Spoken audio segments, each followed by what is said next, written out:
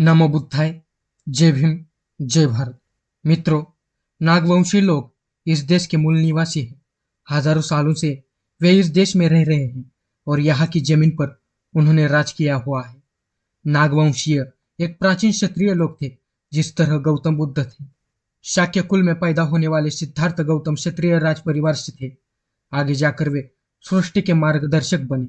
पहले तो गौतम बुद्ध का परिवार और कुल की जानकारी लेते हैं। वीडियो शुरू करने से पहले अगर आपने अभी तक इस चैनल को सब्सक्राइब नहीं किया है तो जरूर सब्सक्राइब करें और साथ में दिए गए बेल आइकन को दबाना मत भूलें।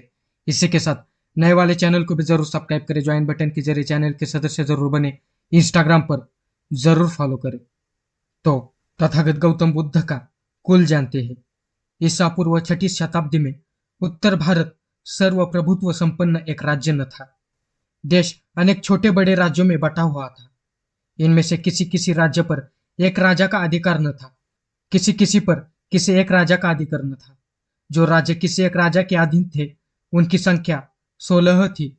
उनके नाम थे अंग, मगध, काशी, कौशल, वज्जी, मल्ल, चेदी, वत्स, कुरु, पंचाल, मल्ल, सौरसेन, अश्मक, अवंती, गंधार तथा कंबोज।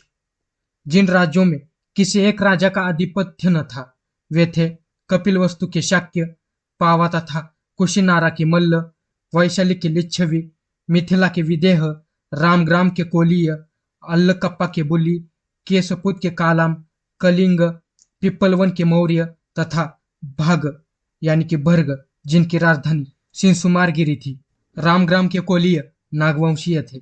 जिन राज्यों पर किसी एक राजा का अधिकार था वे जनपद कहलाते थे और जिन राज्यों पर किसी एक राजा का अधिकार न था वे संघ या गण कहलाते थे। इतनी बात हम निश्चय पूर्वक कहते हैं कि शाक्यों के जनतंत्र में कई राज परिवार थे और वे एक दूसरे के बाद क्रमशः शासन करते थे।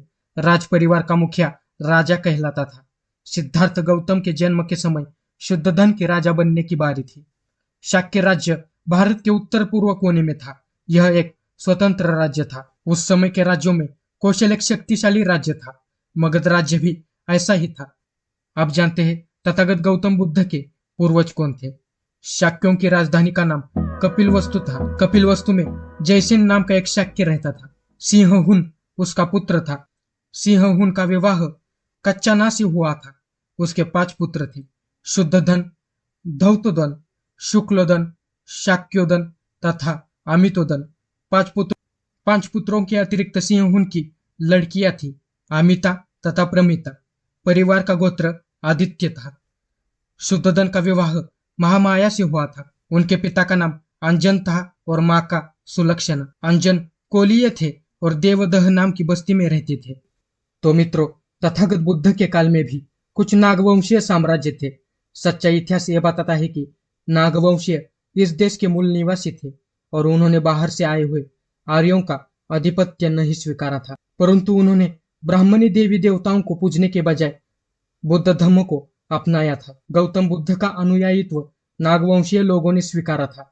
बुद्ध नागवंशीय नहीं थे, लेकिन नागवंशीय लोगों ने बुद्ध धर्म अपना लिया था। मैंने पहले भी नागवंशीय क्षत्रिय राजाओं का इतिहास कई वीडियोज में बताया है। तथागत बुद्ध से महाराष्ट्र के नागवंशियों ने कैसे बुद्ध धर्म अपना लिया था वो भी वीडियो देख सकते हो। इसी के साथ तथागत बुद्ध का महापरिनिर्वाण होने के बाद नागवंशीय राजा ने बुद्ध का अस्थिदंत लाया था और उस पर एक स्तूप भी बनवाया था। आगे वो अस्थिदंत श्रीलंका कैसे पहुंचा आज भी वो देखा जा सकता है। इस विषय पर भी वीडियो बनाया है, आप देख सकते हो।